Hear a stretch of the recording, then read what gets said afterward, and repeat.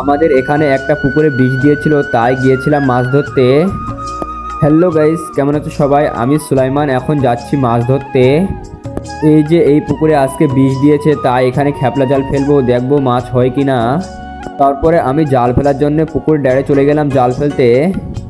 আমার জাল ফেলার পর এই ভাইটাই জাল ফেলছিল, আমি পুকুরে নেমে মাছ ধরছিলাম। মাছ ধরার পর চলে গিয়েছিলাম গাড়ি নিয়ে। আমাদের এই গাড়িটা আজকে যাবে কলকাতায় আমার পিসের আনতে, তাই আমি গিয়েছিলাম আমার কাকাদের বাড়ি গাড়িটা দিয়ে আসতে। আমার আব্বু আর আমার কাকা যাবে কলকাতায় গাড়িতে করে। তারপরে আমি আর আবু সাহেব চলে যাচ্ছি বাড়ি। বাড়িতে আসার পরে আমাদের পটল ভুঁইতে পানি চলছিল, তাই গিয়েছিলাম দেখতে। গিয়ে দেখি যে পানি হয়ে গেছে, তারপরে আমরা চলে যাচ্ছি বাড়ি। বাড়িতে আসার পর অনেকদিন ছাদ বাগানে যাওয়া হয়নি, তাই চলে গিয়েছিলাম একটু ছাদ বাগানে। দেখতেই পাচ্ছ পুদিনা পাতাগুলো কত সুন্দর হয়েছে। আজকের ভিডিওটা ভালো লাগলে লাইক কমেন্ট শেয়ার করে দিও। চ্যানেলে নতুন হয়ে থাকলে সাবস্ক্রাইব করতে ভুলবে না।